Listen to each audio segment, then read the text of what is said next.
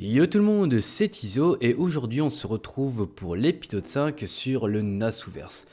Nous allons parler un peu magie pour éclairer un peu tout ce charabia dans les précédentes vidéos. Bien sûr, je vous ai simplifié les explications pour une meilleure compréhension. Bien sûr, si vous voulez que je parle de d'autres sujets concernant le Nasuverse, faites-moi signe, je suis tout oui à n'importe quelle proposition en commentaire. Sur ce, je vous souhaite une bonne vidéo. Alors, qu'est-ce que la magie? Aussi appelée sorcellerie et j'en passe, elle est la classe de mystère la plus élevée dans le Nasuverse. Elle surpasse de loin le Magecraft et les sciences actuelles toutes confondues de l'âge actuel. Entre parenthèses, l'ère moderne. Qu'est-ce que le mystère et le Magecraft alors? À la base, il faut savoir qu'il existe deux types de pouvoirs. Le mystère qui était présent à l'âge des dieux jusqu'à la révolte de Gilgamesh en Mésopotamie, envers eux, et le Magecraft actuel qui est la reconstitution artificielle du mystère, qui n'est normalement possible que par des êtres inhumains. Le Magecraft en temps normal ne fait que tenter une reconstitution approximative d'un phénomène préexistant, c'est-à-dire recréer un mystère. Le résultat n'est souvent jamais à 100% identique au mystère d'origine, et il est bien sûr impossible actuellement même avec toute la sagesse humaine d'utiliser un Magecraft pour créer de nouveaux mystères, puisqu'un mur invisible nous en empêche, il se nomme la magie. Le mot magie, c'est pas simplement un terme dans le Nasuverse, mais aussi une limite donnée à l'humanité, un sens interdit qui refuse que les Magecraft soient créés et qui créent de nouveaux mystères à leur tour.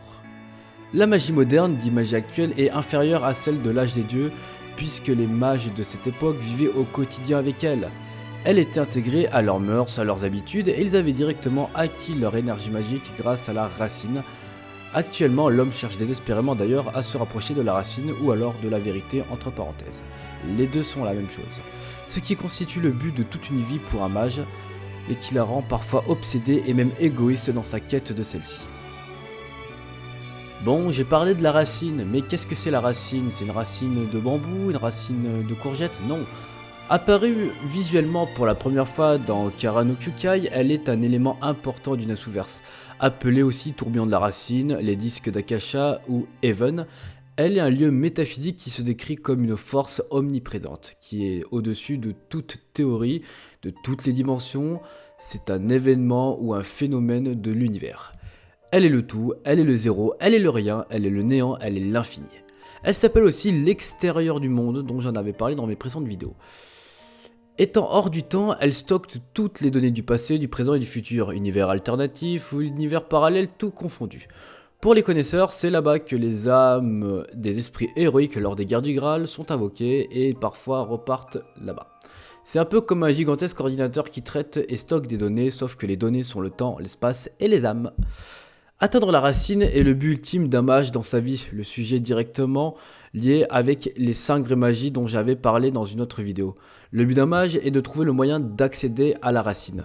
De ce que l'on sait, la première et 5e magie était le résultat de l'atteindre, tandis que la 2e, la 3e et la 4e ne sont que des moyens d'y arriver. Bien sûr, différentes méthodes sont utilisées pour tenter de l'atteindre, généralement en atteignant le sommet d'un certain art, d'un concept ou d'un pouvoir. Tout ceci dans bien sûr l'univers de la magie.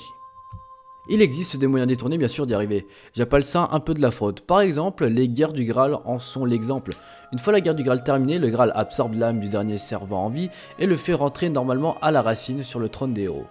Le mage vainqueur doit alors saisir sa chance pour se frayer un chemin vers la racine, mais pendant longtemps nous pensions qu'il s'agissait du Graal supérieur qui permettait d'un accès direct vers la racine, mais en fait il n'était que des Graals inférieurs, des pâles copies qui n'auraient mené à rien au final. Beaucoup de sang versé durant les guerres pour de faux Graals au final. Un chemin vers la racine est ouvert aussi longtemps que quelqu'un décide de le fermer bien sûr. C'est ce que Saber fera lors de la 4e guerre du Graal en le détruisant avec Excalibur. L'objectif ultime d'un mage est la dite vérité qu'elle recèle, que recèle la racine. La vérité de l'univers plus exactement. Selon la théorie, pour rendre l'impossible possible, il faut voir la racine, la toucher et la comprendre. Oui, c'est un peu chelou dit comme ça. Cela donnera au mage qui réussira ces 3 étapes le statut d'humain se rapprochant du dieu.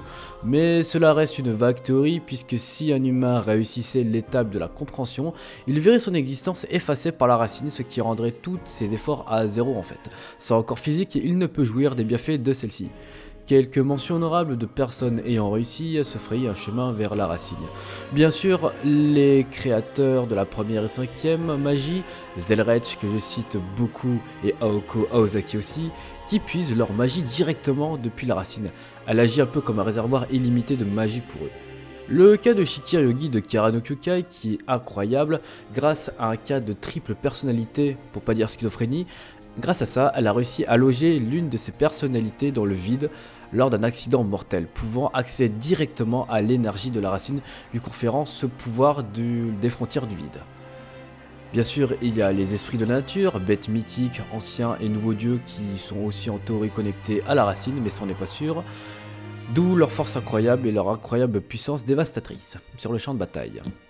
Il existe aussi d'ailleurs des tentatives notables pour l'atteindre, donc aussi des mentions honorables de la part de Suren Araya de Kara no Kyukai en se servant du corps de Shikiryogi, un bon gros gratteur selon moi.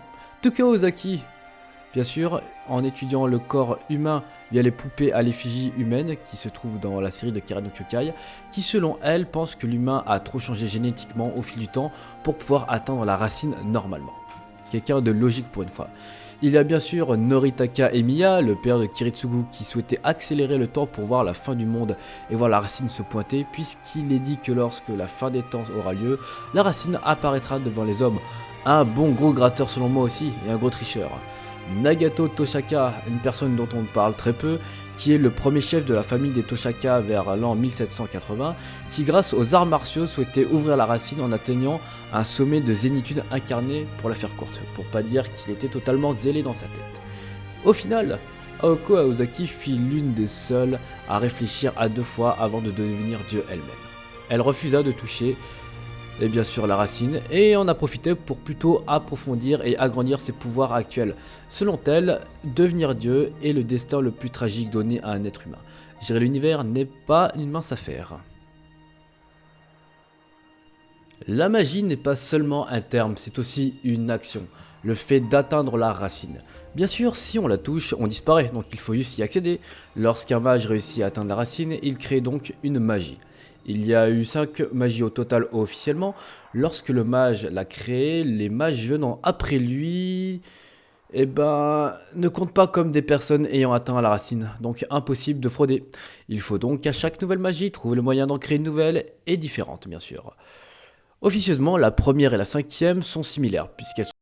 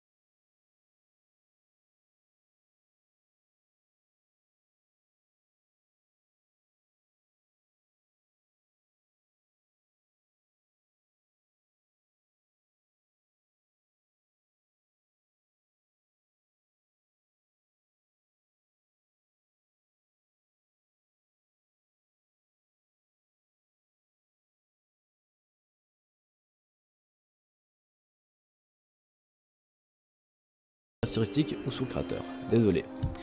Et bien sûr, la cinquième est l'une des plus importantes, mais pourtant peu connue du public. En effet, Aoko Aozaki est la seule à en bénéficier. À usage limité, on raconte qu'elle serait similaire à la deuxième puisqu'elle est basée sur le voyage dans le temps. Mais selon les lois de la magie, il ne peut exister deux vraies magies similaires. La deuxième est le voyage dimensionnel, et la cinquième ne serait pas que le voyage dans le temps. C'est d'ailleurs sa nouvelle tâche qu'elle mène toujours à l'heure actuelle. Savoir si la cinquième magie a d'autres qualités que le voyage temporel, et je pense qu'elle a raison. Il est d'ailleurs impossible à l'heure actuelle au sein de l'opinion publique de voir émerger une sixième ou septième ou huitième magie du fait que Gaïa l'en empêcherait en tuant son créateur. Pourtant, des signes montrent que si une sixième magie devait voir le jour, selon Kokuto Mikiya de Karano Kyukai, elle ne serait pas une magie issue du mystère ou de la racine, mais provenant de l'homme, celle qui apportera le bonheur à tout le monde. On pense que les 5 vraies magies sont les plus puissantes, mais il n'en est rien à côté de certains codes mystiques, ou créatures créées à partir de la magie, ou d'objets en mouvement comme le Tsupame Geishi de Assassin, dans Fate Stay Night qui est une version limitée ou un peu leader prize de la seconde vraie magie. En gros, c'est le sabre qui permet d'un coup de lame, d'un seul mouvement, de créer une porte tridimensionnelle, un peu comme la seconde vraie magie de Zereth, qui était une magie aussi dimensionnelle. Il y a même des miracles au sein de la magie, des pouvoirs ou actions similaires à l'une des 5 vraies magies, que ce soit le contrôle dans le temps, la téléportation, etc. Les aides qui peuvent rivaliser avec un tant soit peu les 5 magies sont d'ailleurs rarissimes et sont très recherchées.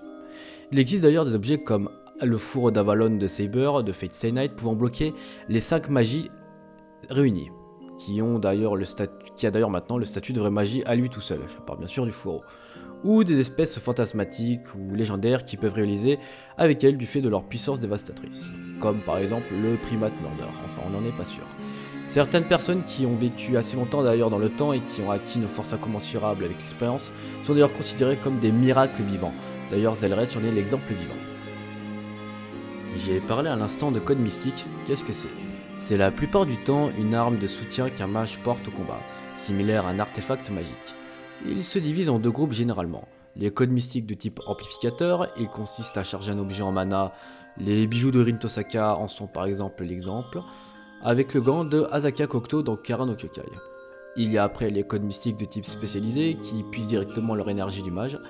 Ils servent de sortie, de canal ou d'amplificateur pour le mage, grosso modo, c'est un peu un noble fantasme pour mage. Dans Fate Grand Order, ce sont les vêtements qui donnent des skills, en plus aux mages qui en sont l'exemple même. Il existe après divers codes mystiques uniques, comme le pistolet Contenders de Kiritsugu Imiya qui projette des balles créées à partir de ses propres os, venant de ses codes plus exactement, servant à détruire les circuits magiques des autres mages, lui donnant le surnom de tueur de mages. Encore une dernière chose avec les mystères, c'est qu'ils s'accumulent avec l'âge, comme un vin qui millésime. Un mystère s'amplifie avec le temps, si 2 types de mystères différents entrent en collision, le mystère le plus fort submergera le plus faible. Certains objets ayant une longue histoire et beaucoup d'âge peuvent également montrer des signes de mystère, comme dans le cas du katana vieux de plusieurs siècles que possède la famille Ryugi, Kanesada Koji.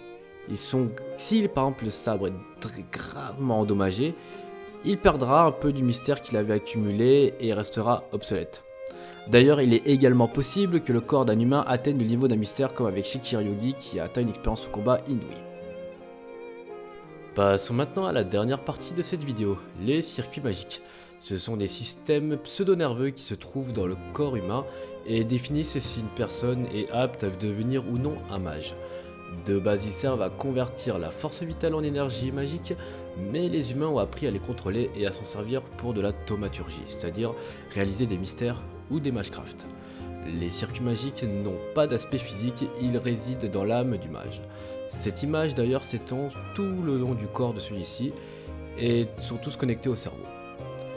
Une fois des circuits magiques détruits ou endommagés, ils ne peuvent être réparés et cause des dégâts irréversibles au mage, que ce soit physique ou mental. C'est ce qui arrivera à Lord Elmeloy dans Fate Zero. Kiritsugu, grâce à ses balles magiques, parviendra à détruire les circuits magiques de Lord Elmeloy, le rendant handicapé moteur. Bien sûr, leur qualité et leur quantité diffèrent et selon la personne, la puissance varie. Le nombre et la quantité sont déterminés à la naissance et il ne peut ni augmenter ni diminuer. C'est pour cela que certains le font artificiellement par greffe d'organes, ce qui est très dangereux bien sûr, car manipuler un circuit magique le rend très instable et cause la mort des sujets ou si les incantations sont bâclées. Pour cela, la reproduction entre mages puissants donnant une puissante descendance est le plus répandu, donnant souvent lieu à des mariages arrangés entre familles de mages puissants. Il existe des cas rares où des mutations voient le jour, comme par exemple Kirei Kotomine qui se voit attribuer des circuits magiques par une force divine, on ne sait pas s'il s'agit d'Alaya ou de Gaïa. Néanmoins, les circuits magiques restent une chose étrangère au corps humain. Leur utilisation va causer des douleurs aux mages et une augmentation de la chaleur corporelle. Une utilisation d'ailleurs fréquente et à répétition jusqu'à l'abus va mener à une décoloration de la mélanine du mage, donnant des cheveux blancs, ce qui fera passer par exemple d'un Shirou aux cheveux rouges à un Archer aux cheveux blancs. On peut d'ailleurs en apercevoir dans Kaleid Prismalia de cette fameuse transformation et de cette dépigmentation. Généralement, pour ouvrir ces circuits, pour la première fois, le mage doit utiliser à son gré une image mentale qui servira de déclencheur pour l'activation des circuits. Pour Shirou, c'est concevoir une arme à l'aide d'un marteau, en référence à l'Unlimited Blade Works qui développera plus tard. Et avec Rin, c'est par exemple un couteau poignardant son cœur, en référence à Kirei qui poignardera son père dans le dos. Les esprits héroïques ont eux aussi d'ailleurs des circuits magiques, mais possèdent la plupart du temps des noyaux magiques conférés par des bêtes divines, ou autres entités extrêmement puissantes de leur vivant, qui leur fournira leur énergie magique en abondance. Par exemple, Saber possède un noyau d'énergie accordé par leur sang de dragon qui coule dans leurs veines, d'où leur nom Pendragon, qui la rend bien supérieure à un mage, d'où le fait qu'un mage ne peut rivaliser avec un esprit héroïque dans un combat, en face à face. Même s'il y a certaines exceptions, mais en tant que mage simple, ce n'est pas possible.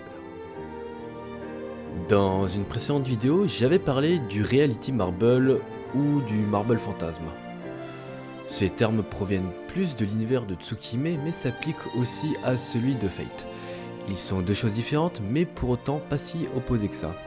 Par exemple, un Reality Marble c'est le fait de projeter son monde intérieur dans la réalité et d'y emprisonner l'ennemi pour l'affronter sur un territoire plus avantageux.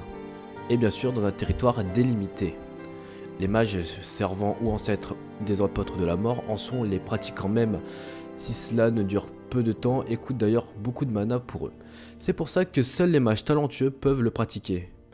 Les plus connus sont par exemple Unlimited Blade Works que matérialise Shirou depuis son corps, un cas d'ailleurs exceptionnel puisque Shirou n'étant pas un mage si accompli que ça en début d'anime et en début d'histoire, et Iskandar ou Ryder comme vous voulez avec son noble fantasme qui sont les sables d'Alexandrie avec son armée au vu de son statut de roi des conquérants. Au sein des servants, ce sera plus la classe caster qui se verra pourvue d'un Reality Marble du fait de leur connaissance approfondie de la magie. Ryder est un cas rare et même avec le statut de caster, rares se font ceux qui peuvent en déployer un en plein combat et pendant une longue durée. Et bien sûr, il y a le Marble Fantasme qui vient aussi de Tsukihime, c'est le fait de matérialiser un fantasme, une vision à la nature même. Bien au-delà du Reality Marble, le Marble Fantasme permet d'influencer directement avec la nature. Pas besoin de distordre la réalité comme le Marble Reality. Généralement, il faut être un élémentaire ou un vrai ancêtre pour pouvoir pratiquer un Marble Fantasme, avoir un lien direct avec Gaïa ou un autre Aristoteles parmi tous ceux qui existent dans l'univers. Bien sûr, il y a beaucoup de catégories qui peuvent le pratiquer. Dans les esprits de la nature bien sûr, et qui comprend d'ailleurs les esprits divins, les esprits héroïques, les esprits élémentaires, les génies, les esprits animaux, les esprits gardiens ou inférieurs, les spectres, les apparitions, les fantômes, et j'en passe et j'en passe. Tout ça, ils sont connectés à la nature. Voilà. Et bien sûr, vu qu'ils sont connectés à la nature, ils ont la capacité de déployer un Marble Fantasme. Mais bien sûr, la puissance du Marble dépendra de l'utilisateur, hein. C'est pas c'est pas Casper le fantôme qui va mettre à genoux Archer dans Fate, voilà. Et tout cela dans la limite du possible bien sûr. Un Marble Fantasme ne peut être au-delà de ce qui est possible, et bien sûr d'être en lien avec la nature. Par exemple, la création d'une colline avec des arbres sera plutôt probable qu'un building ou une voiture par exemple. Il faut toujours que ça soit en lien avec la nature. Généralement, les infrastructures humaines récentes, le Marble Fantasme ne va pas être capable de les produire. Et voilà, cet épisode est fini, j'espère ne pas vous avoir trop perdu. En tout cas, tout ceci sera encore survolé en partie dans l'épisode prochain qui concernera les différentes factions du Nasuverse, pour pouvoir bien différencier les utilisateurs de telle magie ou de tel pouvoir, etc. Et pour mieux comprendre la géopolitique du Nasuverse. Alors encore une fois, je suis désolé d'avoir mis si longtemps à sortir la suite du Nasuverse, mais j'avais des examens, j'avais du boulot IRL et plein de petits tracas. Donc il fallait vraiment que je sois, on va dire, en le plus posé possible pour pouvoir faire ce genre de vidéo, surtout que, on va dire, je ne sais pas si je vous l'avez dit, mais mon logiciel Camstasia a sauté et du coup j'avais dû passer sur Premiere Pro où le montage est dessus et ben, est bien plus compliqué pour moi. En tout cas, j'espère que ça vous aura plu. Je vais accélérer les épisodes et enchaîner les vidéos et reprendre un peu la chaîne manga. Voilà. Sur ce, c'était Tizo. Et si la vidéo vous a plu, n'hésitez pas à laisser un commentaire ou à aimer. Et n'hésitez pas non plus à regarder les autres vidéos concernant le sujet.